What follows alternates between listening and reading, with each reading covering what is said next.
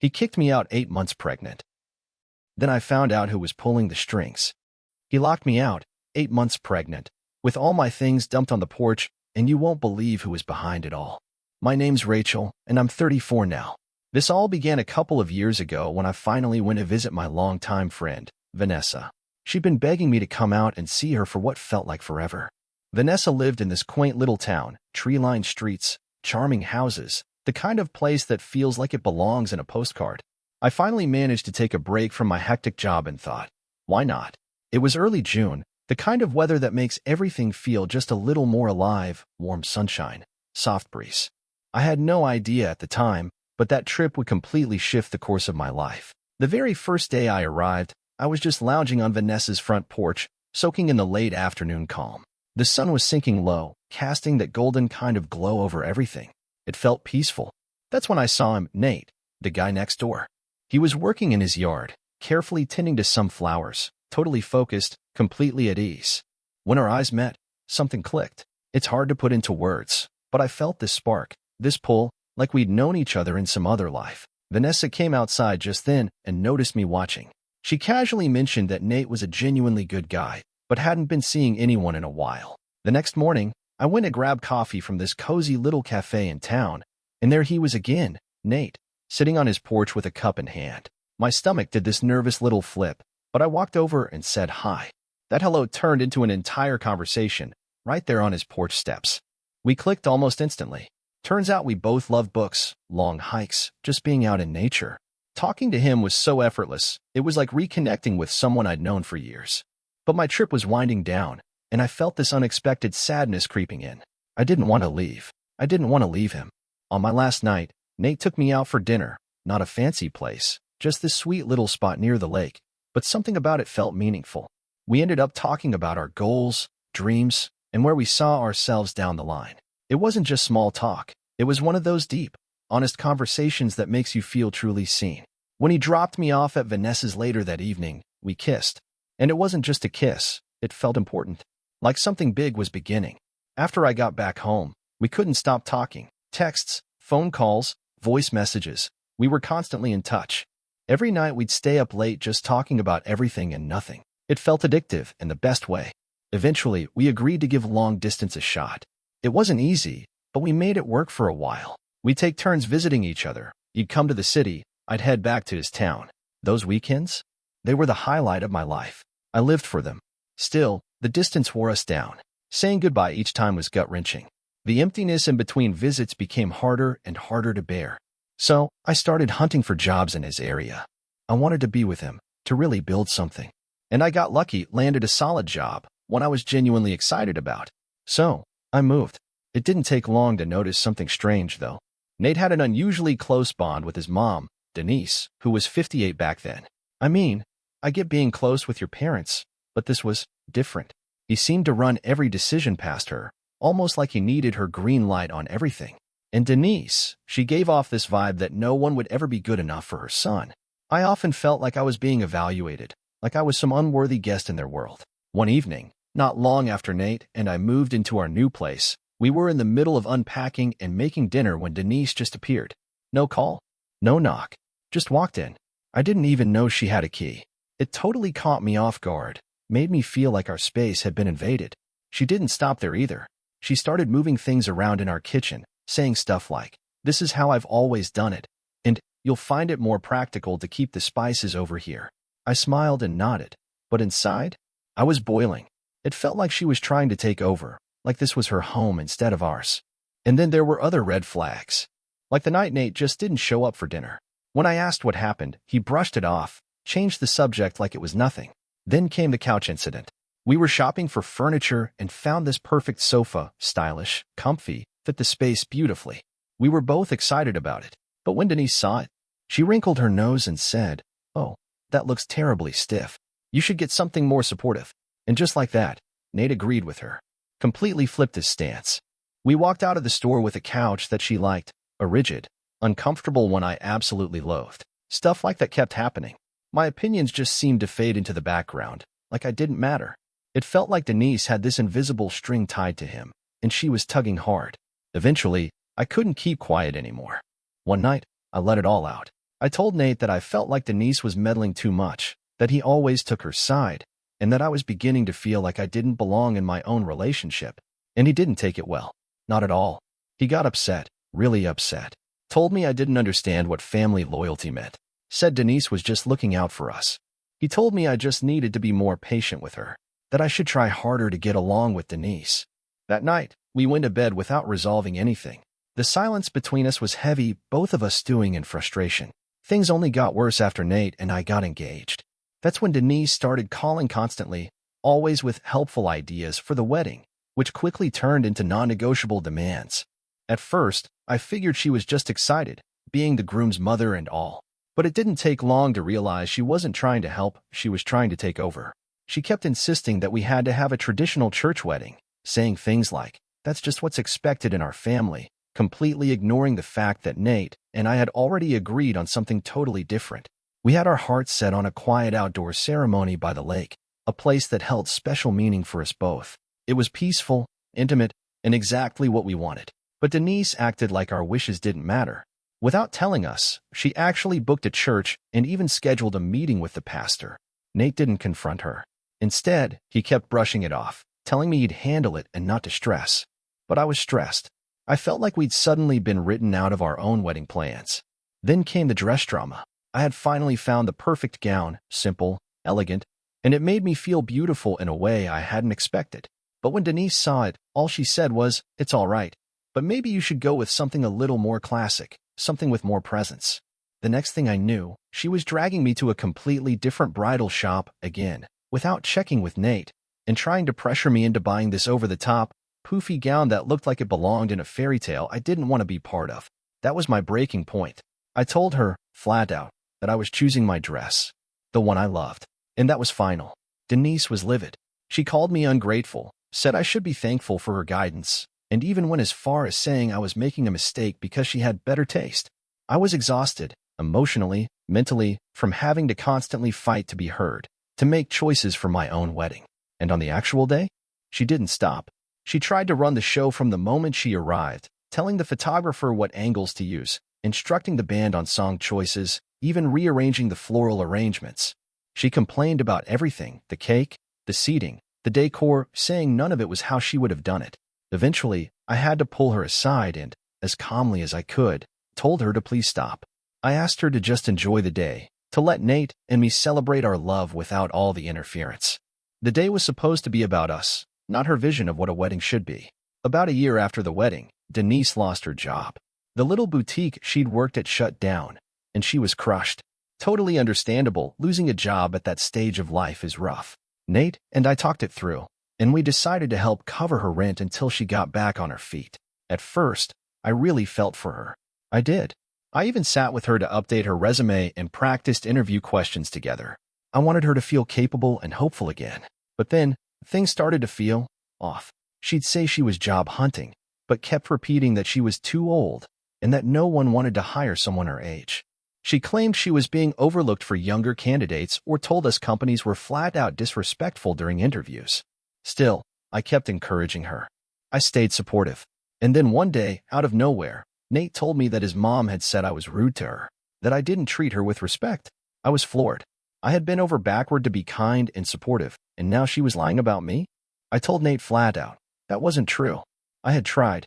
I really had. But instead of believing me, we ended up in a huge fight. Another one. Meanwhile, every time Denise went to an interview, there was always a new excuse. The company wasn't professional, the manager was impolite, the job just didn't feel right. Over time, it stopped feeling like bad luck and started to feel intentional, like she didn't really want to find a job at all. 12 months passed. A full year. And Denise still hadn't landed anything. Nate and I were still covering her rent, and it was putting serious pressure on our finances. We were constantly juggling bills, cutting corners, trying to stay afloat. Then, in the middle of all this, I found out I was pregnant. I was overjoyed.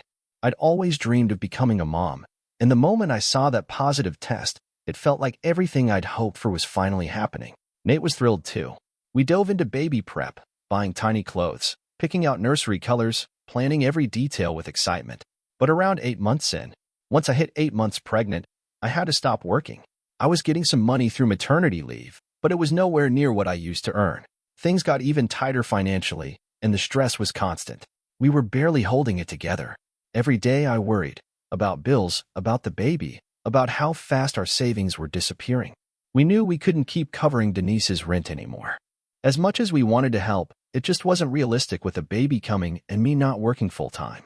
Nate and I agreed that we had to talk to her. He said he'd take the lead on the conversation. Denise came over for lunch the next day. After we ate, we sat down in the living room. I felt sick with nerves. My gut told me this wasn't going to go well. Nate started gently, explaining that with me being on maternity leave, our income had dropped and we were facing some real financial challenges. Denise listened, but I could see it in her face, tight jaw, narrowed eyes. She was already upset. Then Nate said it, that we just couldn't afford to keep paying her rent. And that's when she snapped. She blew up, yelling about how she was supposed to survive without our help. She went on and on about how much she'd given up for Nate over the years, how she'd always made sacrifices for him, and now we were abandoning her. She claimed she was trying to find work, but said no one would hire someone her age, that she was being shut out because companies only wanted younger workers. I tried to stay calm and reason with her. I reminded her we'd been helping for over a year, that we'd done everything we could. But with a baby arriving any day, we had to prioritize our own family now. I even suggested she consider getting a roommate to share the cost of rent, or maybe downsizing to a smaller place. Denise immediately rejected the idea. She said she'd never live with a stranger and that moving was too much of a hassle. Then she burst into tears, loud, gut-wrenching sobs. It was a horrible conversation. It ended with her storming out, furious and heartbroken. And even though I knew we were doing the right thing, I still felt awful. A few days later, Denise showed up again, but she didn't bring up the rent. She acted completely normal, even cheerful. She asked about the baby, smiled at me, made light conversation like nothing had happened. I felt a wave of relief. Maybe she had come to terms with it. Maybe we could move forward. But shortly after she left, Nate got a phone call. I watched his face change as he listened, tight, distant. He didn't say much, just muttered, "All right, I'll be there soon," then grabbed his keys and left. I assumed he was heading to Denise's place. Maybe she needed help with something. I didn't think much of it at the time. But hours passed, and he didn't come back. I started getting worried. I called his phone, no answer. I sent him a message asking where he was, if he was okay. Eventually, he texted me back. He said he wouldn't be coming home that night, that he'd explain later. My stomach dropped. I felt this horrible sense of dread spreading through me. The next morning, I had a prenatal checkup. Nate was supposed to go with me, but he never showed. I tried calling him over and over again. Nothing. No answer. I went alone, feeling scared and completely disoriented. When I got home from the appointment, I was met with a nightmare. All of my things, my clothes, books, everything I owned, were piled up on the porch, just dumped there like trash. There was a note taped to the door. It was from Nate. He said he knew I'd been with another man, that he knew the baby wasn't his. I felt like I'd been hit by a truck. None of it was true. It was a flat-out lie. I tried the door, but the locks had been changed. I was locked out of my own home, alone, 8 months pregnant. I didn't know what to do. I was panicking. I went next door to Vanessa's in a daze. I could barely speak. She saw my face and immediately knew something was horribly wrong. I broke down and told her everything. She was as stunned as I was. Vanessa said she'd heard some noise earlier but had no idea what had happened. She had no answers either. I kept trying to reach Nate, desperate for him to talk to me, to explain, to listen, but he wouldn't answer. I felt like I was screaming into a void. Then, I got a text from him. It was a photo of me standing outside our house, talking to a man I recognized from work. He'd come by a couple of times to drop off documents for me to sign. That was all. I replied immediately, trying to explain. I told him exactly who the guy was, that nothing inappropriate had happened. I asked who even took the picture. It felt creepy and invasive. I was so angry and terrified. But Nate didn't believe me. He said it was over, that he wanted a divorce, that he couldn't trust me anymore. It was like arguing with a wall. His mind was made up. Nothing I said mattered. He stopped responding to my calls, my messages, everything. He just disappeared. I stayed at Vanessa's, completely heartbroken and lost. I kept going over everything in my head, trying to figure out how it had all fallen apart so fast. I was pregnant, alone, with a future I hadn't prepared for. Then Vanessa told me something that made my blood run cold. She said Denise had been spreading rumors around town, that I'd cheated, that I was a terrible person. I couldn't believe it. I was furious. How could she say such horrible things? And worse, people were believing her. Vanessa said some of our mutual friends didn't know what to think. I knew I couldn't stay with Vanessa forever. But traveling back to my parents' place, hours away, felt too risky that late in my pregnancy. So I called my mom. The moment she heard my voice, she knew something was wrong. I told her everything, and without hesitation, she said she was coming to me. I've never been more grateful. With her help, I found a small apartment nearby. It wasn't much, but it was clean and safe. A fresh start. We scraped together enough for the deposit and first month's rent using what little savings I had left. My parents were incredible. They stepped up in every way, helping financially, emotionally, and even buying essentials for the baby. I was deeply thankful, but I also felt ashamed, like I'd failed, like I was back at square one.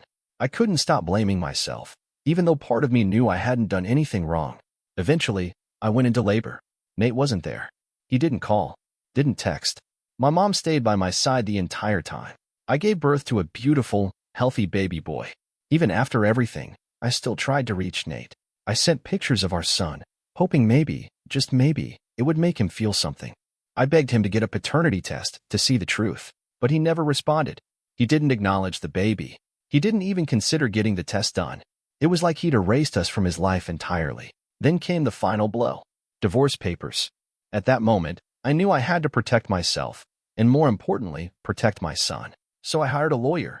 The legal process was intimidating, but I was determined to do what was right for my child. My attorney asked if I had any conditions I wanted to include in the divorce filing, and I told her, yes. I wanted Nate to relinquish all parental rights to my son. To my surprise, he agreed. He signed everything without protest. No fight, no negotiation. Just like that, the divorce was finalized, and I was officially a single mom. Raising my son alone was one of the hardest things I've ever done. It drained me emotionally, physically, in every possible way.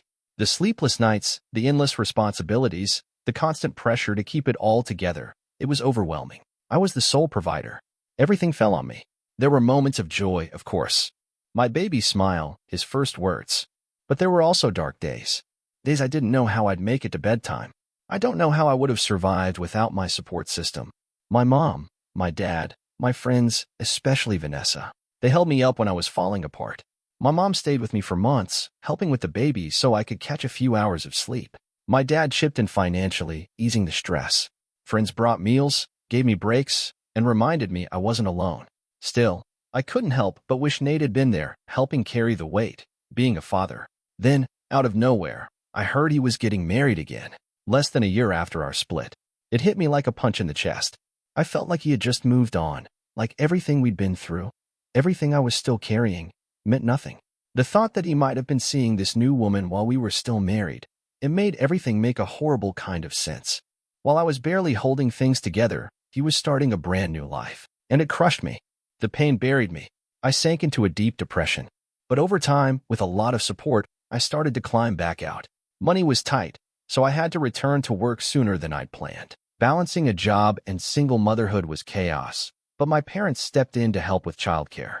Without them, I couldn't have done it. A few years later, I went to a professional conference for work, and that's where I met Eric. We hit it off instantly. He made me laugh. He was easy to talk to, but I was cautious.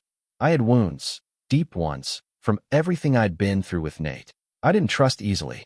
Eric never pressured me. He was patient, kind, and quietly steady. He respected the space I needed. Slowly, I let him in. Eventually, we started spending more time together. And over the months, I found myself falling for him. Genuinely, completely. Eric was nothing like Nate. He was dependable, warm, and made me feel safe. Most importantly, he cared deeply about my son. He treated him like his own, building a real bond from the very beginning. When Eric and I decided to get married, we kept it simple, an intimate ceremony surrounded by the people who had truly stood by us. During his vows, Eric looked at both of us, me and my little boy, and said, "You're my family. I love you, and I always will." For the first time in years, I felt truly at peace. I had finally found the love and stability I'd been searching for. Then, years later, completely out of the blue, I got a text. It was from Nate. I didn't even open it. I blocked his number immediately. I had nothing left to say, and nothing I wanted to hear. But a few days later, Nate showed up at my front door. I was shocked and nervous. I had no idea how he'd even gotten my address. He said he wanted to talk, said he wanted to see his son. I didn't want to let him in. I was flooded with anger and anxiety, but I told him he had 5 minutes. No more. He launched right in, saying he wanted us to be a family again, that he regretted everything, that he'd made a mistake. And I lost it. All the pain, all the heartbreak, everything I'd buried, I let it out. I told him how deeply he'd hurt me, how cruel it had been to accuse me of cheating, to leave me locked out of my own home, to abandon his own child. I told him that he and Denise had torn my life apart. Then I told him something else, something that clearly caught him off guard, that my son already had a father, Eric, a man who had legally adopted him, a man who had shown up. Nate got angry. He dismissed Eric, calling him just a stepdad, said he was the real father, and that he had rights.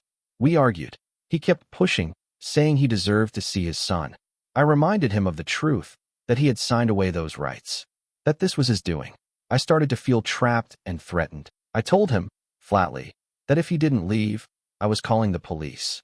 That's when he exploded, yelling, swearing, slamming his fists on the door on his way out. Not long after, I got a call from an unknown number. It was Denise. She immediately launched into a tirade, screaming at me, accusing me once again of keeping Nate from his child. I hung up, blocked her number too. But it didn't stop there. Nate started harassing me, calls, texts, even after I blocked him. He reached out to my mom, to Vanessa, to other friends, trying to get to me any way he could. Denise joined in too, leaving nasty, hateful voicemails. The anxiety was constant. I was afraid for myself and for my son. I never knew when Nate might show up again, what he might do, how far he might go. His behavior had become erratic, aggressive, and I knew, deep down, I had only one choice left. I had to protect my son, no matter what it took. I opened up to Eric and told him everything about the harassment, the threats, the park incident. He was furious. I'd never seen him that protective before. He wanted to go straight to Nate and confront him, but I begged him not to. I didn't want to escalate things and make the situation worse. Eric sat me down and told me firmly, if either Nate or Denise ever showed up again, I was not to open the door. I was to call 911 immediately. No hesitation. I reached out to my lawyer for advice. I told her everything. Nate's surprise visit, the encounter at the park, the ongoing harassment. She was calm but direct. She reminded me that Nate had zero legal rights. Martin's, Eric's, adoption of my son had terminated Nate's parental claims entirely. He was, in the eyes of the law, no longer the father. She strongly advised me to file for a restraining order, and I did. But even as I filed the paperwork, I couldn't help second-guessing myself. Was I doing the right thing? Was I being too harsh, keeping my child from his biological father? But then I'd remember the fear in my son's eyes at the park, the screaming, the threats. I knew I had no choice. Update 1. Out of curiosity, I checked Nate's social media one night. I just needed to know what was happening in his world. That's when I found out he was divorced again. I wasn't shocked. Honestly, it only confirmed what I already knew deep down, that he was the problem, not me. I felt a weird sense of closure. I shared it with Eric. We've always been open with each other. He listened, nodded, but kept his focus where it always was, on our family, on keeping us safe. But even with the restraining order in motion, the harassment didn't stop. Nate kept finding ways to reach out. Voicemails, texts, even after I blocked him on everything. He reached out to my mom, to Vanessa, trying to wear me down. Denise joined in too, leaving disgusting messages from new numbers. It was exhausting. I was holding it together by a thread. One afternoon, I took my son to the neighborhood park. I just wanted a normal day, something peaceful and fun, something that felt ordinary. But then I saw him. Nate. He came out of nowhere. My chest tightened. My heart started racing. He walked straight up to my son like it was the most normal thing in the world, trying to talk to him. I stepped between them in a heartbeat. My body moved before I even had a thought. Nate immediately began shouting, accusing me of lying, saying I was stealing his son, that I was keeping them apart. I told him to leave. I told him flatly that if he didn't walk away, I was calling the police. He kept yelling. He claimed he had the right to see his son, that we were still a family. It wasn't until I pulled out my phone to call 911 that he finally started to back off. He muttered something under his breath and walked away, but he kept turning to look back at us with this cold, hateful glare. Right before leaving, he shouted at me, called me a terrible mother, and swore that I would regret keeping him away from his child. I stayed at the park for a while, sitting on the bench and trying to breathe, trying to reassure my son, who thankfully didn't understand the full weight of what had just happened. When we got home, I told Eric everything. He was livid. Again, he wanted to confront Nate, but I begged him not to. I knew Nate's behavior was unpredictable. I regretted not calling the police the moment I saw him. I promised myself I'd never make that mistake again. Update 2. With my lawyer's help, I completed the paperwork for the restraining order, and it was officially granted. For the first time in a long while, I felt a small sense of relief, a sliver of safety. When Denise found out, she tried calling, but all her numbers were already blocked. Nate was served the restraining order by local authorities. He was now legally banned from having any contact with me or my son. Through my lawyer, I sent one final message to Nate. If he truly had anything to say, any concern related to his biological son, he would need to do it through legal channels. No more ambushes. No more harassment. A formal meeting was scheduled. It was me, Eric, our attorney, Nate, and his lawyer sitting in a quiet room. My lawyer made it crystal clear Nate had no parental rights. Eric's legal adoption had been finalized and recognized. Any further attempts to reach us, especially in person, would be a violation of the court order and would lead to police action. Nate's lawyer tried to argue. He claimed that Nate was still the boy's father and had a right to be in his life. My lawyer didn't flinch. She shut that down without hesitation. Nate didn't say much during the meeting. He looked small, like he finally realized how serious this all was. Since that day, he hasn't contacted me again. I'm relieved, but I'm still watching over my shoulder. Because history tells me this peace might not last. So I stay alert. I stay cautious. I protect my son. Always. But I'm also allowing myself to breathe, to live, to focus on the good, on Eric, who's the best partner I could have ever hoped for. On our son, who's growing up with love, security, and stability. We built something strong, something real. And no matter what happens, we'll keep moving forward. Because I know what matters now. And that's us. My family. The one I chose, and the one that chose me.